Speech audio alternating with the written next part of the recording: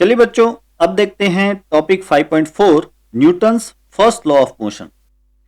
देखिए, सालों पहले एरिस्टोटेलियन मैकेनिक्स चलता था। एरिस्टोटल ने जो लॉज दिए थे उसके मुताबिक मैकेनिक्स चलता था, लेकिन हमने देखा कि एरिस्टोटल के लॉज तो गलत साबित हो चुके।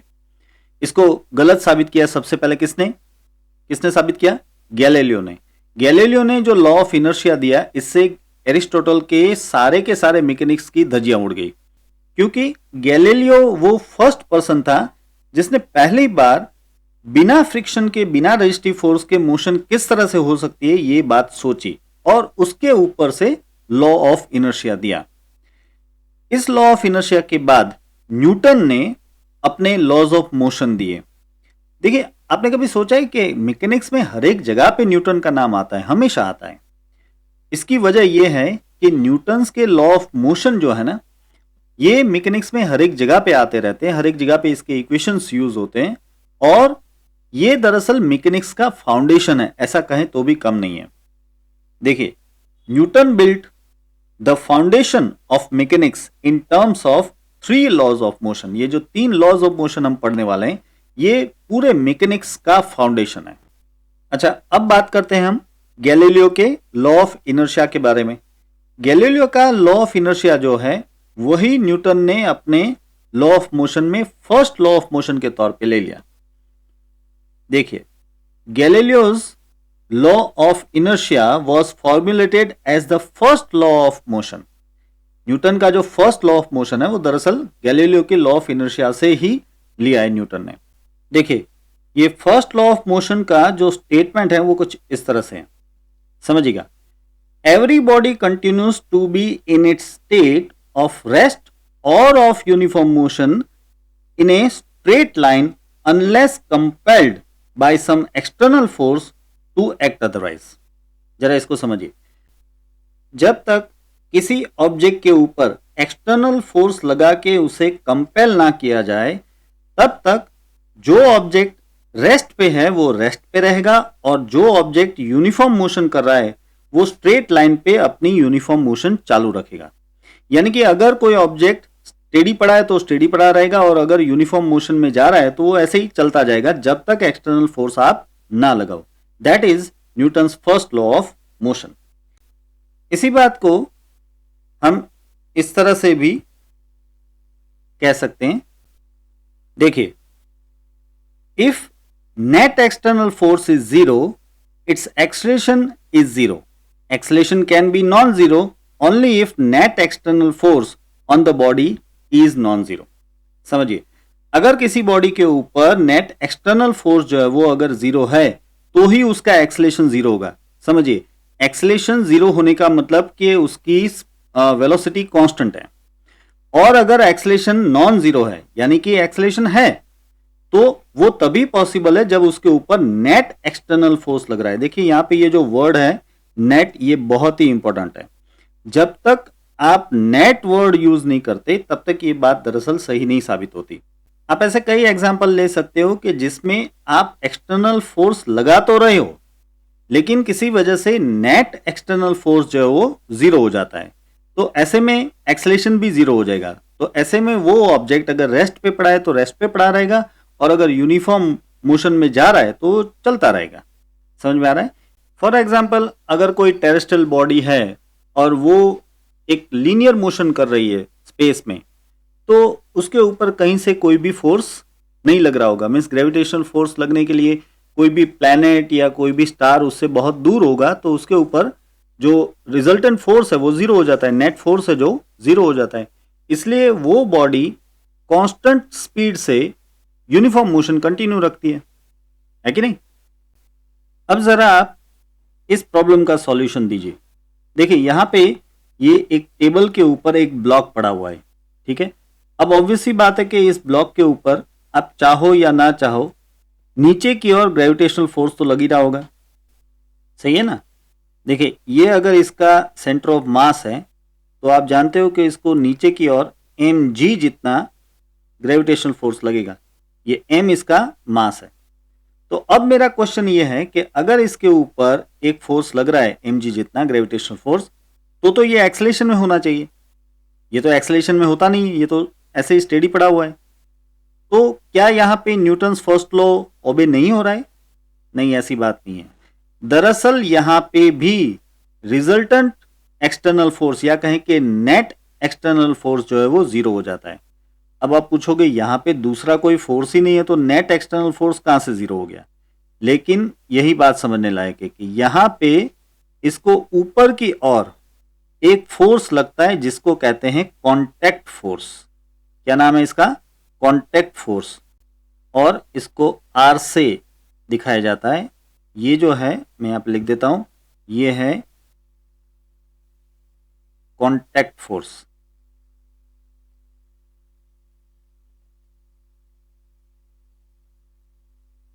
अब ये कांटेक्ट फोर्स क्या है? जब भी कोई ऑब्जेक्ट किसी सरफेस के ऊपर पड़ा होता है तो उसकी ग्रेविटेशन फोर्स की वजह से जब नीचे की ओर फोर्स लगता है तब नीचे का जो ऑब्जेक्ट है, जैसे कि यहाँ पे ये टेबल है, टेबल इसको ऊपर की ओर कांटेक्ट फोर्स लगाता है और ये कांटेक्ट फोर्स आर हमेशा ग्रेविटेशनल फोर्स जितना ही होगा। आ रही बात समझ में?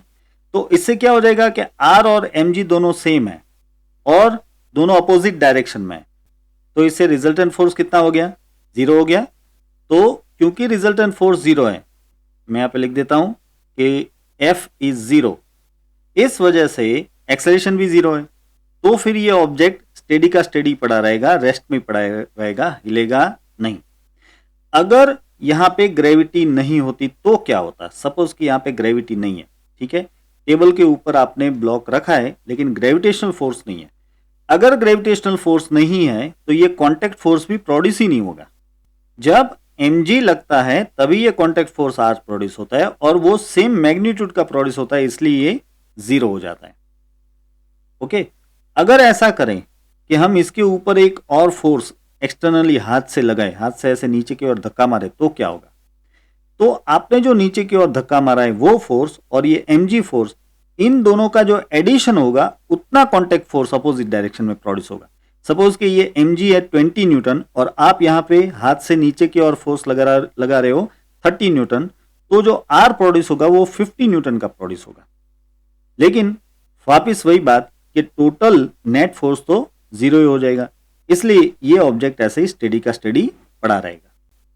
यहां पे आपने देखा कि ये जो आर है कांटेक्ट फोर्स, ये सेल्फ एडजस्टिंग फोर्स है ना, ये अपने आप एडजस्ट हो रहा है, अपने आप चेंज हो रहा है। अच्छा, एक और चीज मैं आपको बता दूं कि ये जो कांटेक्ट फोर्स है ना, इसको नॉर्मल फोर्स भी कह सकते हैं। मैं लिख देता हूं नॉर्मल फोर्स। ऐसा इसलिए क्योंकि अभी ये सरफेस के नॉर्मल है, आप समझिए ये सरफेस है, इसके नॉर्मल, नॉर्मल यानी कि परपेंडिकुलर, नॉर्मल यानी कि वो सामान्य वाला नहीं, नॉर्मल यानी कि परपेंडिकुलर फोर्स है ये। तो अभी ये सरफेस के परपेंडिकुलर ऊपर की ओर लग रहा है, इसलिए इसको नॉर्मल फोर्स भी कहते हैं। और ये जो mg लग रहा है इसको तो आपको पता ही कि वेट कहते हैं, वेट w। तो यहां पे वेट w और कांटेक्ट फोर्स r ये दोनों सेम हो जाते हैं, इसलिए ये किसी भी तरह की मोशन नहीं करता है। तो यहां पे न्यूटन्स फर्स्ट लॉ वायलेट नहीं हो रहा है, ये ओबे हो रहा है। अब आगे बढ़ते हैं और एक और एग्जांपल डिस्कस करते हैं। आप देख सकते हो कि यहाँ पे रोड पे एक कार दिखाई हुई है। अगर ये कार स्टेशनरी है, एट रेस्ट है, तो आप समझ सकते हो कि जिस तरह से हमने यहाँ पे ब्लॉक के बारे में बात की उसी तरह से नीचे की ओर इसको वेट और ऊपर की ओर कांटेक्ट फोर्स लगेगा। तो कार में भी इसी तरह से नीचे की ओर इसका वेट और ऊपर की ओर इसे कांटेक्ट फोर्स लगेगा, यानी कि दोनों ही फोर्स एक दूसरे को नलिफाई कर देंगे, इसलिए रिजल्टेंट एक्सटर्नल फोर्स इसका जीरो हो जाता है। अब माना कि कार आपने शुरू की और कार को आपने एक्सेलेरेट किया, तो कार ऐसे एक्सेलेरेट होती है, राइट। तो ये जो एक्सेलेरेशन हुआ, ये एक्सेलेरेशन किस वजह से हुआ? आप कहोगे कि इंटरनल फोर्स की वजह से। ये आंसर गलत है। आप समझिए, यहां पे ये इंटरनल फोर्स की वजह से मोशन नहीं होती। किसी भी ऑब्जेक्ट की मोशन हमेशा उसके ऊपर लगने वाले एक्सटर्नल फोर्स से ही होगी और एक्सेलेरेशन भी किसी एक्सटर्नल फोर्स से ही होगा। तो इंजन तो अंदर होता है, तो एक्सटर्नल फोर्स कहां से आएगा इसमें? यही बात समझने के लिए आपको थोड़ा वेट करना पड़ेगा। हम जैसे जैसे आगे जाएंगे वैसे वैसे आपको ये बात समझ में आएगी। आगे एक टॉपिक आने वाला है 5.9, जहां पे फ्रिक्शन के बारे में हम बात करेंगे। तब जाके आपको ये समझ में आएगा कि दरअसल यहाँ पे रोड और टायर के बीच में जो फ्रिक्शन प्रोड्यूस होता है वो फ्रिक्शन फोर्स ही इस कार को मूवमेंट देगा, यानी कि एक्सटर्नल फोर्स प्रोवाइड करेगा। लग रहा है ना सरप्राइजिंग? फ्रिक्शन फोर्स इस कार को एक्सटर्नल फोर्स देगा और उसी से इसकी मोशन होगी। ये बात अभी समझ में नहीं आएगी जब तक आप फ्रिक्शन समझ नहीं लेते, लेकिन मैं एक बात आपको बताता हूं। सोचिए कि यहां पे फ्रिक्शन है ही नहीं, थोड़ी देर के लिए सोचिए कि यहां पे नीचे फ्रिक्शन है ही नहीं। ओके, तो ऐसे में आप कार को कितना भी एक्सेलेरेट कर लो, मींस उसके इंजन को आप कितना भी एक्सेलेरेट कर लो, कार आगे जाएगी क्या? ये व्हील यहां पे घूमता रह जाएगा, कार आगे ही नहीं जाएगी। सही कह रहा हूं कि नहीं?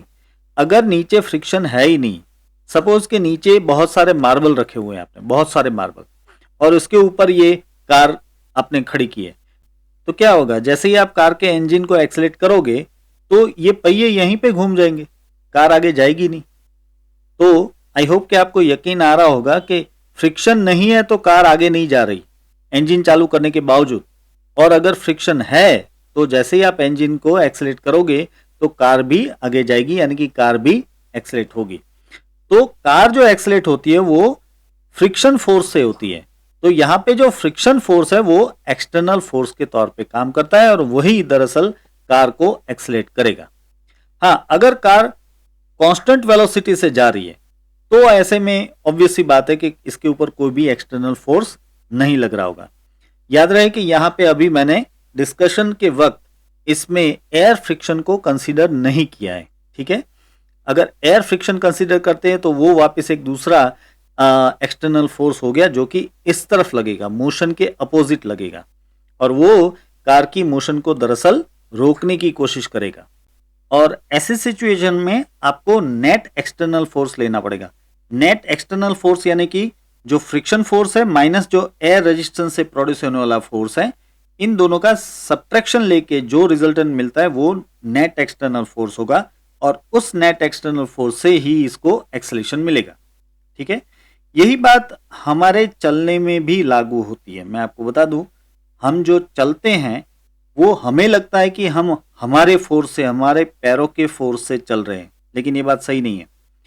दरअसल हम हमारे पैरों से, यानी कि हमारा जो इंटरनल फोर्स है उससे फ्रिक्शन प्रोड्यूस करते हैं, और फ्रिक्शन की वजह से दरअसल हमें मोशन मिलती है। हमें फ्रिक्शन जो है वो मोशन करवाता है, ना कि हमारे पैरों का खुद का फोर्स। हाँ, खुद का फोर्स लगाना जरूरी है क्योंकि तभी फ्रिक्शन प्रोड्यूस होगा। फ्रिक्शन भी एक तरह से सेल्फ एडजस्टिंग फोर्स है, ये हम टॉपिक 5.9 में पढ़ेंगे, लेकिन अभी याद रखिए। तो दरअसल हम पैरों से जो फोर्स लगाते हैं, हम बोलते हैं कि मैंने ताकत लगाई, तो जो फोर्स लगाते हैं उससे दरअसल फ्रिक्शन फोर्स बनता है, और जैसे जैसे हम फोर्स ज़्यादा लगाते हैं वैसे फ्रिक्शन फोर्स ज़्यादा प्रोड्यूस होता है, और इसी फ्रिक्शन फोर्स से दरअसल हमारी मोशन होती है।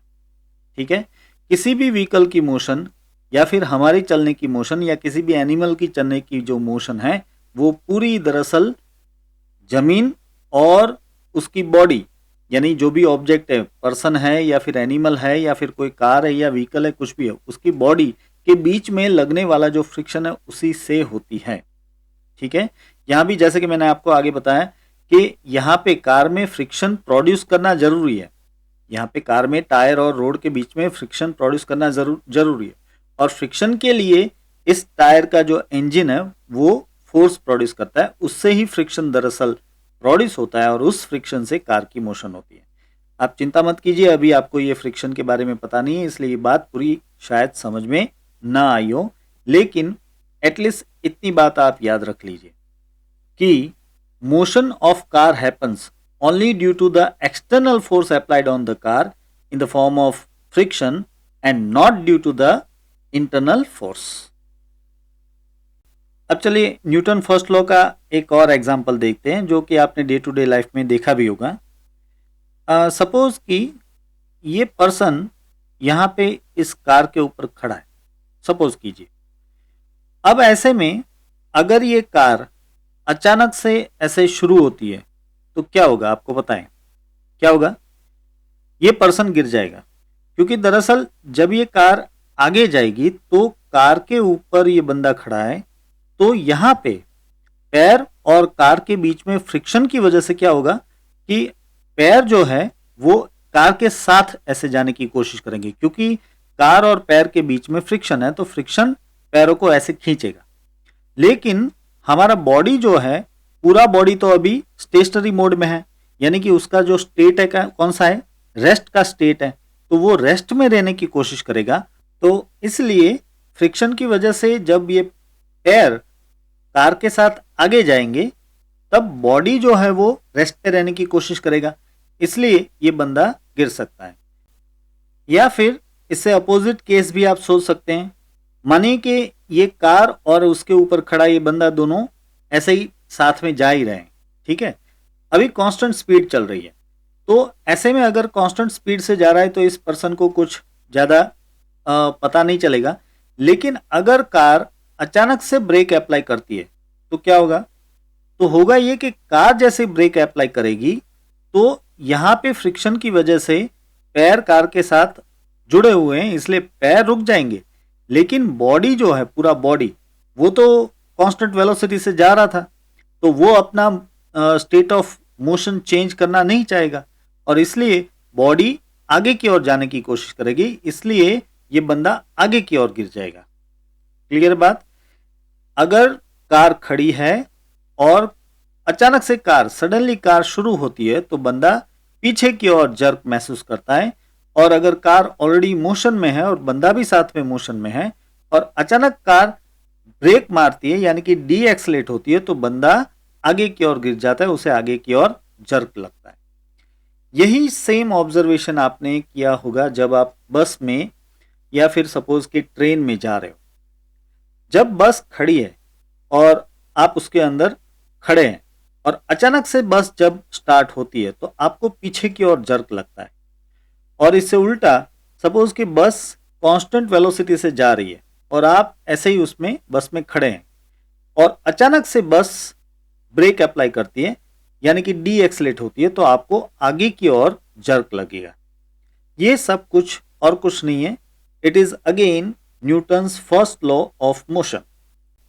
आप मानिए कि अगर फ्रिक्शन नहीं होता तो आप बस में कभी भी गिरते नहीं, या फिर यहाँ पे जो मैं डिस्कस कर रहा हूँ इस केस में ये बंदा कभी भी गिरता ही नहीं, क्योंकि अगर फ्रिक्शन नहीं है और ये कार अचानक से ऐसे आगे जाती है तो क्या होगा, सोचिए। अगर फ्रिक्शन है ही नहीं और कार अचानक से आगे जाती है तो क्या होगा, यहाँ पे फ्रिक्शन नहीं है तो ये कार पैरों को ऐसे खींचेगी नहीं, इसलिए पर्सन गिरेगा नहीं। और वाइस वर्सा, अगर कार और बंदा दोनों साथ में जा ही रहे हैं और अचानक कार को ब्रेक अप्लाई कर दी जाए तो भी ये गिरेगा नहीं, स्लिप आगे की ओर स्लाइड हो जाएगा लेकिन गिरेगा नहीं, राइट। यही सेम बात अप्लाई होती है जब आप अगर बस में खड़े हो और सपोज कि आपके पैर और फ्लोर के बीच में यानी कि बस के फ्लोर के बीच में कोई फ्रिक्शन नहीं है तो क्या होगा, सोचिए। बस सडनली शुरू होती है तो आप पीछे की ओर सरक जाओगे, राइट, लेकिन गिरोगे नहीं। और इसी तरह से बस और आप दोनों कांस्टेंट वेलोसिटी से जा रहे हो, आपके पैरों और बस के फ्लोर में कोई भी फ्रिक्शन नहीं है और अचानक अगर बस को ब्रेक अप्लाई की जाती है तो क्या होगा, आप आगे की ओर स्लाइड हो जाओगे लेकिन गिरोगे नहीं। तो ये फ्रिक्शन दरअसल क्या कर रहा है, यहाँ पे फ्रिक्शन ही है जो कि आपको टिल्ट कर देता है, समझे आप। यहाँ पे ये बॉडी और ये पैर, इन दोनों के बीच में जो फ्रिक्शन है वो फ्रिक्शन क्या करता है कि पैरों को आगे की ओर खींच लेता है, इसलिए बंदा पीछे गिर जाता है, राइट। ये बॉडी पूरा पीछे गिर जाता है। या फिर जब ब्रेक अप्लाई की जाती है तब ब्रेक अप्लाई करने से कार खड़ी रह जाती है, उसी तरह से फ्रिक्शन की वजह से ये पैरों को भी खड़ा कर लेता है, लेकिन बॉडी जो है मोशन में, इसलिए बॉडी आगे की ओर झुक जाता है या गिर जाता है। तो ये दरअसल application of Newton's first law in day to day life यही है। या फिर इसे आप इनर्शिया के पॉइंट ऑफ व्यू से भी समझ सकते हो। पूरे बॉडी का जो इनर्शिया है वो जब स्टेशनरी था तो स्टेशनरी रहने की कोशिश करता है, और जब वो मोशन में था तो वो मोशन में रहने की कोशिश करता है। जबकि पैर जो है वो इस कार की सरफेस के साथ फ्रिक्शन की वजह से जुड़े हुए हैं, इसलिए कार अगर मोशन में आती है तो पैर भी आ जाते हैं, कार अगर रुकती है तो पैर भी रुक जाते हैं। लेकिन बाकी का जो बॉडी है वो पैरों के साथ सीधा नहीं जुड़ा हुआ है, मीन्स कि थोड़ा सा फ्लेक्सिबल है। इस वजह से बाकी का बॉडी ड्यू टू इनर्शिया पीछे की ओर या फिर आगे की ओर झुक जाता है, लुढ़क जाता है। चलिए अब देखते हैं एग्जाम्पल 5.1। देखिए ये न्यूटन फर्स्ट लॉ के ऊपर ही है। An astronaut accidentally gets separated out of his small spaceship accelerating in a interstellar space at a constant rate of 100 meter per second square. यहाँ पे जो बात आपको याद रखनी है वो ये है कि ये जो स्पेसशिप है वो एक्सलेटिंग मोड में थी, ठीक है। What is the acceleration of the astronaut the instant after he is outside the spaceship? Assume that there is no nearby stars to exert gravitational force on him. ये question समझ में आया आपको? एक स्पेसशिप एक्सलेटिंग मोड में जा रही है, इसका एक्सलेशन है अभी 100 मीटर पर सेकंड स्क्वायर। इसमें से एक्सीडेंटली एक एस्ट्रोनॉट बाहर निकल जाता है, ठीक है, उसमें से सेपरेट हो जाता है। तो क्वेश्चन ये पूछा है कि सेपरेट होने के बाद इस एस्ट्रोनॉट का एक्सलेशन कितना होगा, और साथ ही कहा है कि आसपास कोई भी नियर बाय स्टार या ऐसा कुछ भी नहीं है जो कि इसके ऊपर ग्रेविटेशनल फोर्स लगा पाए। अब समझिए, जब तक ये एस्ट्रोनॉट स्पेसशिप के अंदर है तब तक वो स्पेसशिप का एक पार्ट है। तो अगर स्पेसशिप एक्सलेट हो रही है तो साथ ही साथ ये एस्ट्रोनॉट भी उसमें एक्सलेट हो रहा होगा, ये ऑब्वियस ही बात है। लेकिन जैसे ही वो उसमें से बाहर निकल जाता है तो अब आप समझिए कि इस एस्ट्रोनॉट के ऊपर कोई भी एक्सटर्नल फोर्स नहीं लग रहा। देखिए यहाँ पे कह दिया कि नियर बाय स्टार से तो कोई ग्रेविटेशनल फोर्स लग नहीं रहा, और स्पेसशिप आपको कहा है कि छोटी है, स्मॉल स्पेसशिप का है, तो उससे भी कोई ज्यादा ग्रेविटेशनल फोर्स तो लगेगा नहीं।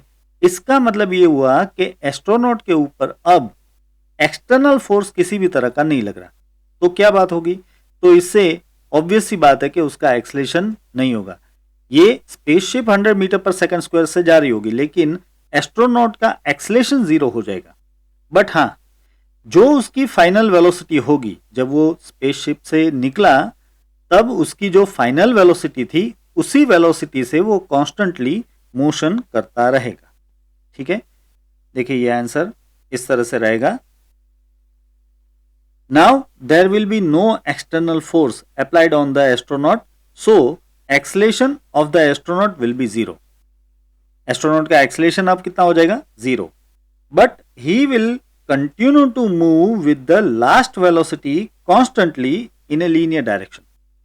जब वो एस्ट्रोनॉट स्पेसशिप से निकला तब उसकी जो फाइनल वेलोसिटी थी उसी वेलोसिटी से वो कॉन्स्टेंटली लीनियर डायरेक्शन में ऐसे ही मूव करता रहेगा। ओके, तो बच्चों आज का वीडियो यहीं पे समाप्त करते हैं। आई होप कि आज का ये पूरा टॉपिक और ये न्यूमेरिकल आपको अच्छे से समझ में आ गया होगा। आपको समझ में आया कि नहीं आया ये मुझे कमेंट बॉक्स में ज़रूर बताना। और साथ ही मैं आपको बता दूं कि इस टॉपिक के क्वेश्चन आंसर्स की PDF की लिंक मैंने डिस्क्रिप्शन में रख दी है, आप उसे डाउनलोड कर सकते हैं।